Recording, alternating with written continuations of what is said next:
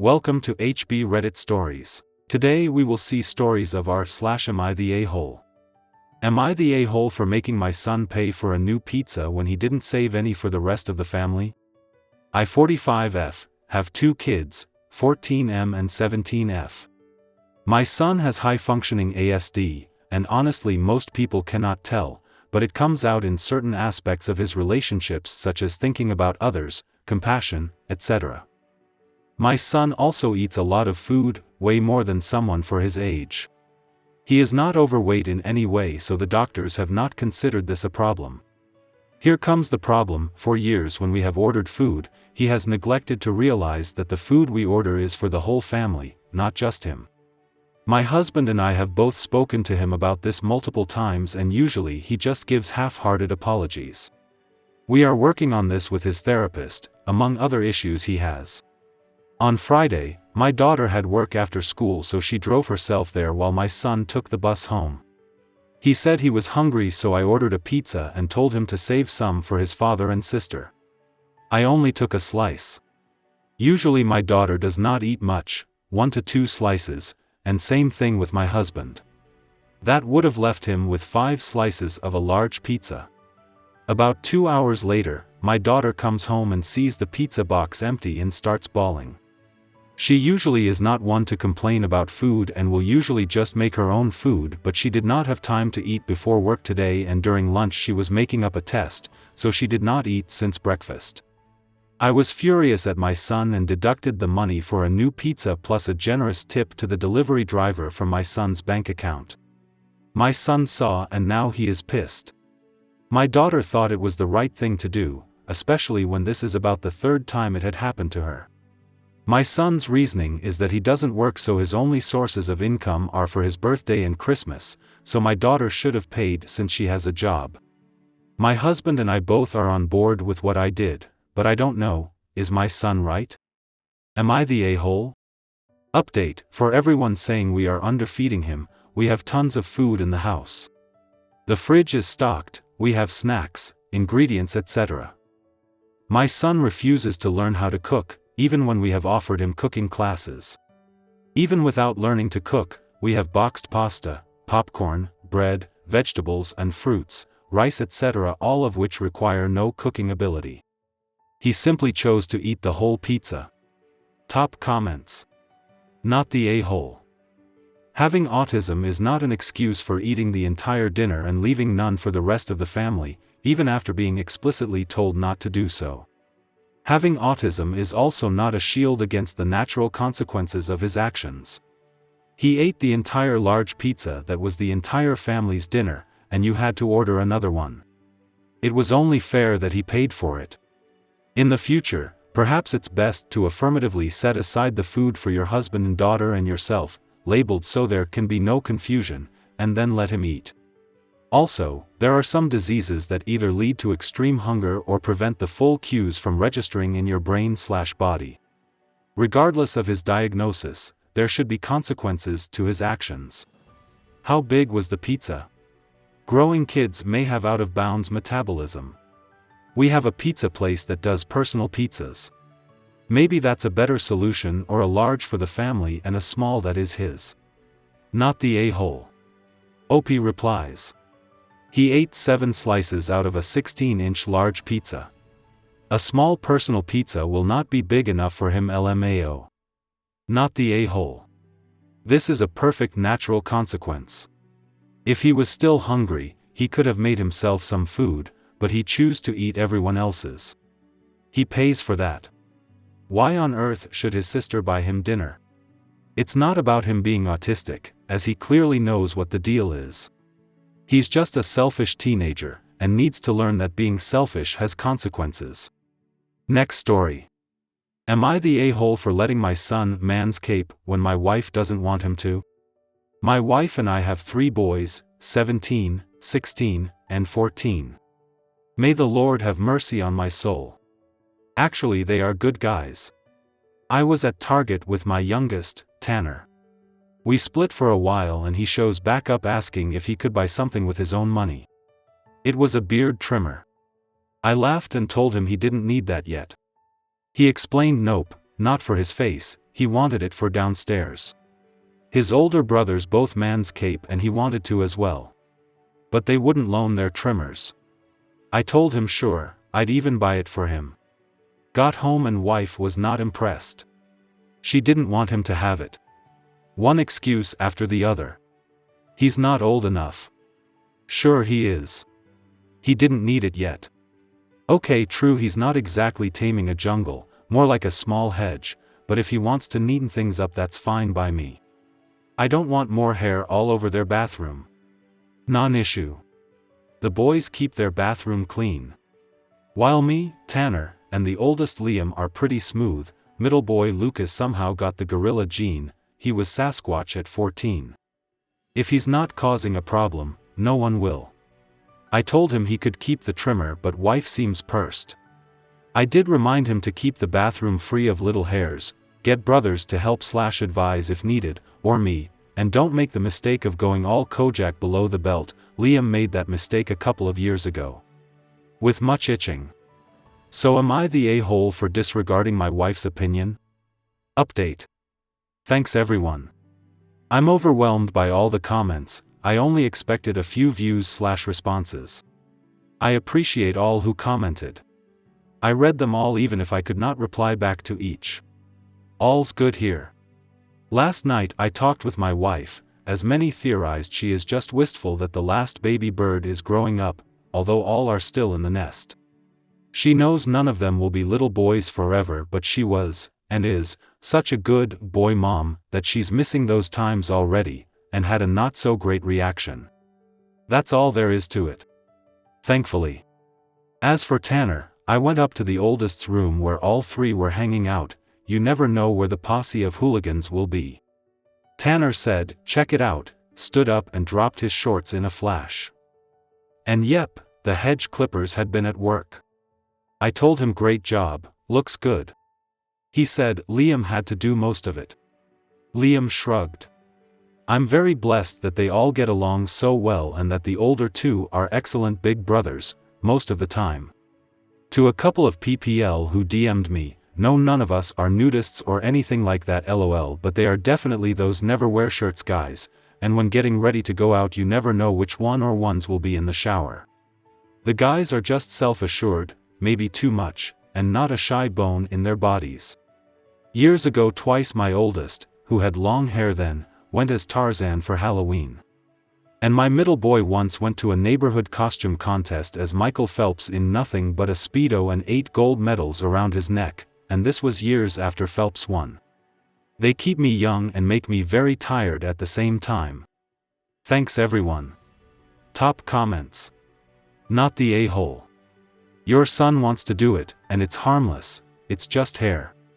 It would be nice if your wife would come clean with the actual reason she's opposed. Does she regularly inspect that area and wants it looking natural? If not, all of her stated reason are specious. OP replies. No inspections. The boys aren't particularly shy, at all, actually, but it's not like she sees them naked all that often. I think it's just because he's the baby of the bunch, doesn't want him to grow up. Or even feel older herself. Does he have pubes? Then he can decide for himself if he wants to trim. I don't even know why this would be an issue. Not the a-hole.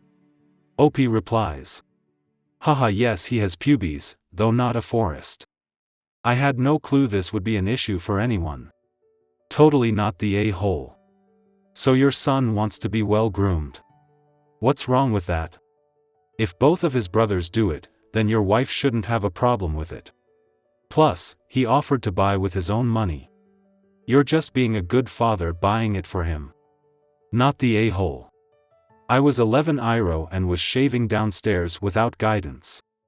I was in early puberty and the hairs were embarrassing. I made mistakes along the way with no one to ask for assistance. Thank you for supporting your child. OP replies. Thank you. I know his brothers will help.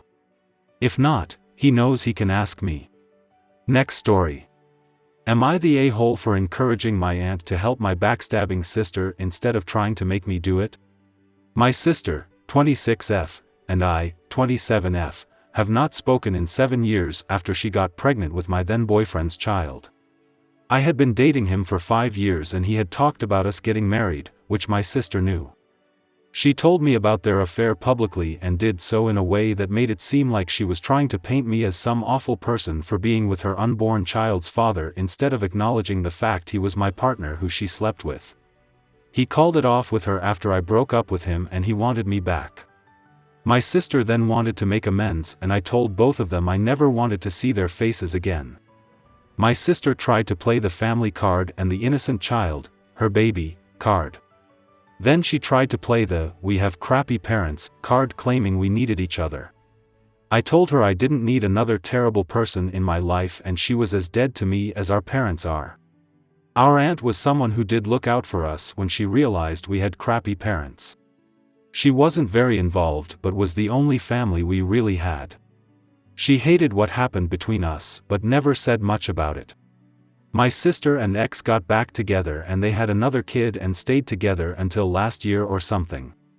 He ended up effing her over and leaving her without a place to stay. She was also dumb to rely entirely on him. She lost her job during this too. She reached out to our aunt to find out if I could help her. My aunt told me my sister was homeless, jobless, and her kids had nothing going for them. I told her it wasn't my problem. In response I got a voicemail my aunt forwarded on of my sister crying and apologizing and saying she really loves and misses me and she hates that she hurt me and she needs me more than ever and she just wants her big sister right now because her life's a mess. I told my aunt it wasn't my problem anymore.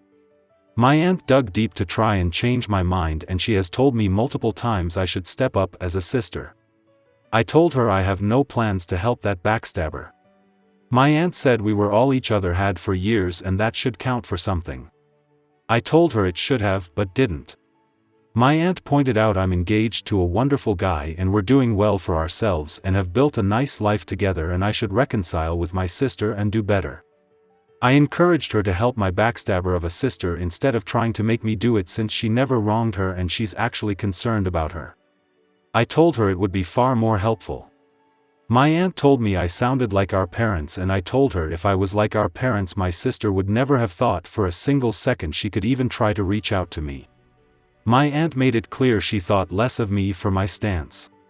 Am I the a-hole? Top comments. Not the a-hole. You cleaned your hands of your sister and your ex, you have no responsibility to help her. For your sister to pull the "we have crappy parents" card was hypocritical of her considering how her own baby was conceived, and the spin she put on it making you the bad guy. You're protecting yourself from someone who has hurt you. OP replies. Yep. It's also the fact we both had crappy parents but I did my best to be there and protect her and I'm not years older than her so it was more insulting to me because I was a kid going through that too only I didn't have an older sister to help me. Not the a-hole. Your sister is responsible for her own mess, and it sounds like the aunt is just tired or being your sister's support and wants you to do it instead.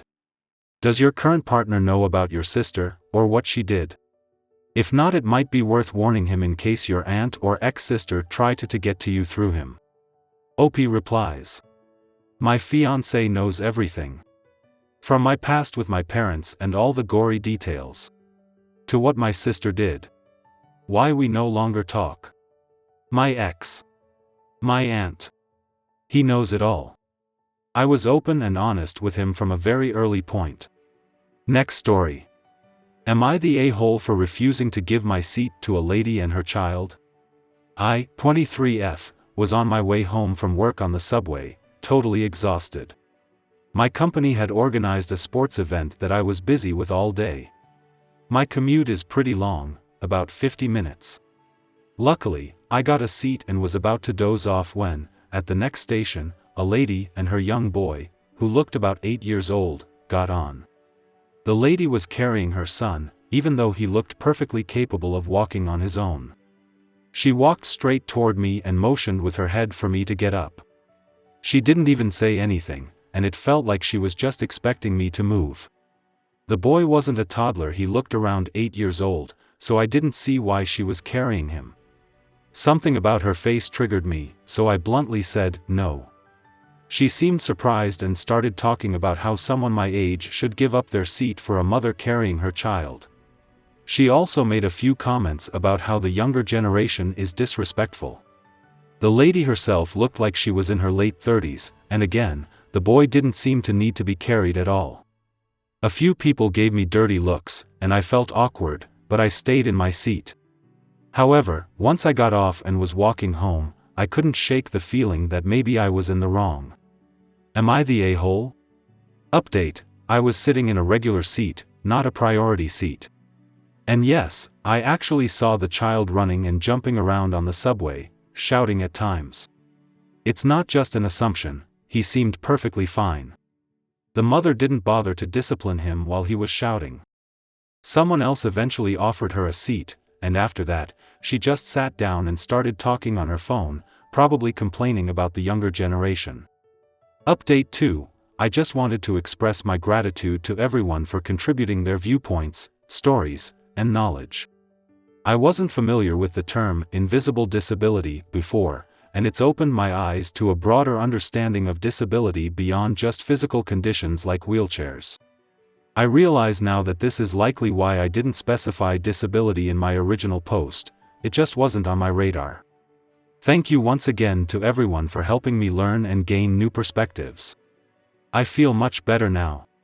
Top comments. Not the a-hole. The woman picked you out of all the other people who were seated. She made a decision on site that you didn't need that seat.